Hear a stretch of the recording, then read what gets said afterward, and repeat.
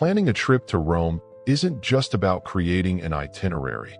It's about stepping into a universe where every street tells a story and every corner holds a secret of the civilization that shaped the world.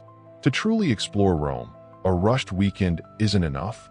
Ideally, you'll need 5 or 6 days, but even 3 days can give you a taste of the city's essence. The Italian capital is intense, rich in detail, and unlike any other destination in Italy, so don't even think of comparing it to Florence or Milan. Here, time moves at its own pace, and the best way to enjoy it is by respecting that flow. After all, you can't rush a city with over 2,700 years of history, right? The biggest mistake many travelers make is trying to see everything in 1 or 2 days, rushing through Rome's landmarks without truly absorbing the magic of the place. It's not just about snapping a photo at the Colosseum and moving on to the next spot. It's about understanding the grandeur of the Roman Empire, feeling the weight of history as you touch the columns of the Roman Forum, or simply sipping an espresso while watching life go by in a piazza. Every corner of the city has something to offer, and the secret lies in balancing iconic sights with spontaneous moments. After all, what's the point of traveling to Rome if you're just following a rigid itinerary? The right strategy for an unforgettable trip starts with planning, choosing the best neighborhoods to stay in, booking tickets in advance, and setting the pace for each day. For those who want to experience Rome in 5 days, the itinerary needs to be smart, combining classic attractions with local experiences. And for those with only 3 days, every minute counts. That's why a well-structured guide makes all the difference. But before mapping out the route between the Vatican and the Trevi fountain, it's essential to understand how to get around the city in the best way. Rome is a city made to be explored on foot, and that's no exaggeration. The main attractions are concentrated in a relatively compact area, where every walk turns into a journey through time. Around one corner, you might go from a medieval alley straight to a Renaissance square, and within minutes, stumble upon a ruin from the Roman Empire. Of course, there's public transportation, buses, metro, and trams. But the truth is, if you really want to feel the soul of the city, you'll need to lace up a good pair of sneakers and hit the cobblestone streets. After all, there's no better way to absorb Rome than by getting lost in its alleys and discovering a local restaurant that's not in the guidebooks. Even with this walking-friendly atmosphere, it's good to know when to use other means of transportation. Rome's metro, for example, is functional but has a limited network. Many of the iconic attractions aren't near stations. Uber is an option, but it's not as popular as in other European capitals, and taxis can be a bit pricey. The golden tip? Use transportation only when necessary, like for the trip between the Vatican and your hotel, or when you need to cross the city quickly to make a scheduled visit. Otherwise, the best way is to follow the city's flow and explore every nook and cranny at your own pace. And if you really want to dive into the Roman experience, there's nothing better than walking without a fixed destination from time to time. Some of the best discoveries happen this way. A charming cafe serving the best tiramisu in the city, a hidden market in a square, or an antique shop that seems frozen in time. These kinds of experiences only happen to those willing to slow down and feel the city at the right rhythm. But of course, a good itinerary always helps optimize your time. And the first day of the trip needs to start in the best way possible, exploring some of Rome's most iconic squares and monuments. The first day in Rome should start like a movie scene, the Trevi fountain at sunrise. Yes, the ideal is to arrive early to avoid the crowds and enjoy that magical moment when the city is just waking up. Tradition says you should toss a coin into the fountain to ensure your return to Rome. And if you want an extra touch of superstition, toss 3 coins to attract love and marriage. Afterward, the walk continues to the Spanish Steps, with its famous staircase leading to the Trinidad de Monte Church. Besides the privileged view, this is a great spot to soak in the city's elegant atmosphere. And since you're in the area, it's worth exploring the surrounding streets, like Via dei Condotti, lined with luxury shops, and the charming alleys hiding small cafes. After the initial immersion, it's time to head to Via del Corso, Rome's main shopping street.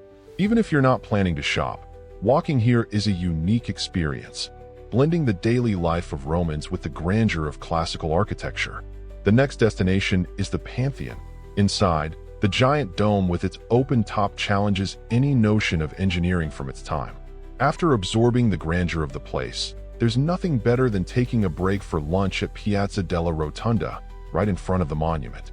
Choosing a restaurant with a view of the Pantheon and ordering a classic plate of carbonara is practically a ritual for well-informed visitors. The afternoon continues at Piazza Navona, one of Rome's most vibrant spots.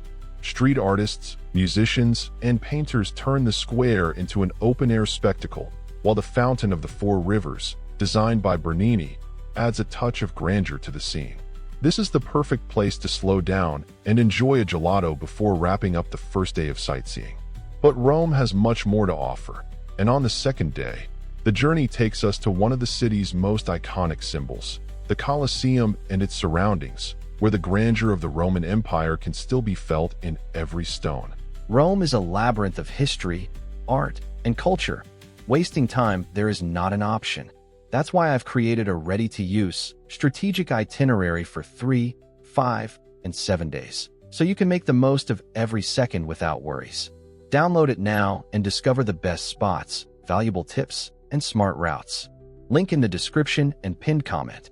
The second day begins with one of the most anticipated moments of the trip, the visit to the Colosseum. This is one of those places that makes anyone feel small in the face of history's grandeur. To avoid endless lines, the secret is to buy your ticket in advance and arrive early, preferably right at opening time. Walking inside the arena and imagining gladiators fighting while thousands of Romans watched from above is a spine-tingling experience. The underground corridors, where wild animals were kept before the battles, show just how advanced Roman engineering was. And for those who want a cinematic touch, just remember that iconic scenes from movies like Gladiator were inspired by this place. Leaving the Colosseum, the walk continues to the Roman Forum and Palatine Hill, located right next door. This complex of ruins was the political, social, and commercial heart of ancient Rome. Walking through here is like strolling through an open-air museum, where every stone has a story to tell. On Palatine Hill, besides finding ruins of ancient imperial palaces, the panoramic view of the city makes every effort worthwhile. For those who enjoy imagining the past coming to life, this is the perfect place to visualize crowds discussing politics, Roman senators circulating, and merchants selling their goods. And speaking of views, the next destination takes this experience to an even higher level. The last stop of the day is the monument to Vittorio Emanuele II, that massive white building standing out in Piazza Venezia. Besides its imposing presence, few know that you can climb to the terrace for one of the best panoramic views of Rome. From there, you can see the Colosseum from a different angle, as well as the Tiber River winding through the city's domes and towers.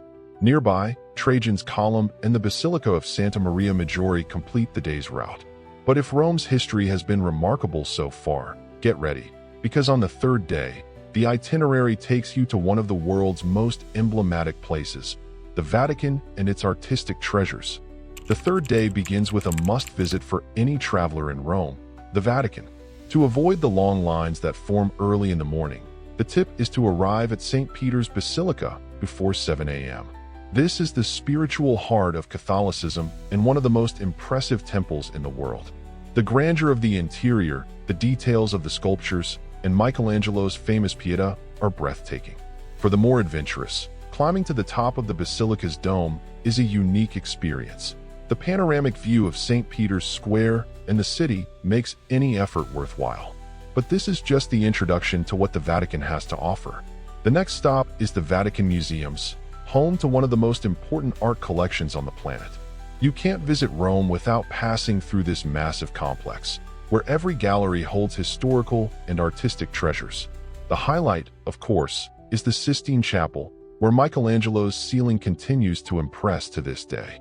However, the secret to enjoying this visit is to go with patience. The flow of tourists is intense, and absorbing so many details in one day is a challenge. Those who want a more relaxed experience can opt for guided tours at alternative times. After so much art and history, it's time to head toward a more laid-back side of the city. Leaving the Vatican, the itinerary continues along some of Rome's most iconic bridges, like Ponte Sant'Angelo, which leads to Castel Sant'Angelo. This ancient mausoleum turned fortress offers one of the most beautiful views of the city, perfect for a break before heading to the next destination, Trastevere. This bohemian neighborhood is one of the most authentic in Rome, with cobblestone streets, clotheslines hanging between ancient buildings, and a vibrant nightlife. To end the day, there's nothing better than dining at a local trattoria and trying typical dishes like cacio e pepe or amatriciana, paired with a good Italian wine. But the trip isn't over yet. On the fourth day, the pace slows down a bit with a relaxing stroll through the city's largest park. After 3 intense days exploring every historical corner of Rome, the fourth day is an invitation to slow down and experience the city in a different way. And there's no better place for this than Villa Borghese, the largest and most charming green space in the Italian capital. This refuge in the heart of the city is perfect for those who want to walk without rushing, rent a bike, or simply sit on the grass and observe the daily life of Romans. But don't be fooled. Villa Borghese also holds true artistic gems, like the Galleria Borghese, where works by Caravaggio, Bernini, and Raphael await more attentive visitors. The experience in this park goes beyond natural landscapes and artworks. The PINCIO terrace offers one of the most beautiful views of Rome. From above, you can see Piazza del Popolo, with its symmetrical churches and Egyptian obelisk in the center. The best time to be there? Late afternoon, when the sun begins to set and the city takes on golden hues. For photography enthusiasts, this is one of the best spots to capture the essence of Rome. For the more contemplative, it's the ideal moment to reflect on everything you've seen and experienced so far, and to prepare for the final stretch of the itinerary. After a lighter day, the suggestion is to explore the surroundings of Villa Borghese at a leisurely pace, discovering lesser-known churches, charming bookstores, and restaurants off the tourist circuit. This is the opportunity to eat at places frequented by locals and try typical dishes without rushing. After all, part of Rome's magic lies in savoring every moment, whether it's a casual meal or a simple espresso. And speaking of history, the fifth day takes travelers to impressive basilicas and an even deeper dive into the soul of the Eternal City. The fifth day begins with a deep dive into the spirituality and grand architecture of Rome. The first stop is the Basilica of St. John Lateran, the oldest and most important church in the city. Yes, even more important than St. Peter's Basilica itself. Few know this, but it's the official cathedral of Rome and houses the Pope's throne. Continuing the itinerary, the next stop is Capitoline Hill, one of Rome's 7 hills and one of the city's most symbolic places. In the past, this was the political center of ancient Rome, and today it houses the beautiful Piazza del Campidoglio, designed by none other than Michelangelo. The harmony of the square and the grandeur of the surrounding buildings show how the city has always known how to blend the past with the present. For those who want to better understand Rome's history, a visit to the Capitoline museums is essential. Inside, sculptures, paintings, and artifacts tell the story of the empire that ruled the world. But beyond the collection, there's a bonus. One of the museum's terraces offers a spectacular view of the Roman Forum, perfect for one last glimpse of this historic setting. The day ends with a stroll through less touristy streets, where the pace is more relaxed and authentic. This is the ideal moment to step into small churches, discover hidden squares, and simply let yourself be carried away by the city's charm. Rome isn't a destination that can be exhausted. Even after 5 days, there's always something new to see, feel, and experience. But before wrapping up the trip, there are a few final tips that can turn any itinerary into an even more unforgettable experience. For those who want to make the most of Rome, some strategies make all the difference. The first is to secure advance tickets for the most popular attractions, like the Colosseum, the Vatican museums, and the Galleria Borghese. Besides saving time by avoiding long lines, this allows for more efficient day planning. Another essential point is choosing restaurants. Avoiding places with waiters calling out to tourists on the street is halfway to an authentic culinary experience. The secret is to look for spots frequented by locals, where the daily menu is often fresh and much cheaper than in more touristy areas. After all, Rome has flavors that deserve to be savored slowly, with a glass of Italian wine by your side. Another valuable tip is to take advantage of the many drinking fountains scattered around the city, the famous Nasoni. Bringing a reusable water bottle and refilling it throughout the day helps save money and stay hydrated while exploring Rome's landmarks. And speaking of saving, many travelers don't know that some of the best views in the city are free, like those from the PINCIO Terrace and Gianicolo Hill. Small details like these make all the difference, turning a simple stroll into an immersion in Roman culture. It's also worth remembering that Rome is a city of traditions, so respecting the dress code for visiting churches and basilicas, avoiding shorts or low-cut tops, is essential to avoid issues at the entrance.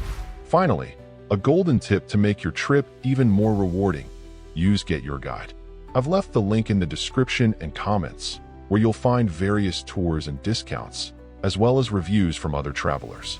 Small adjustments in planning ensure a smoother and more organized experience. And for those who want to take a piece of Rome home, it's worth exploring local bookstores, artisanal shops, and markets like Campo de' Fiori for authentic souvenirs. Because more than just visiting Rome, the goal is to live it intensely, absorbing every detail and creating memories that will last forever.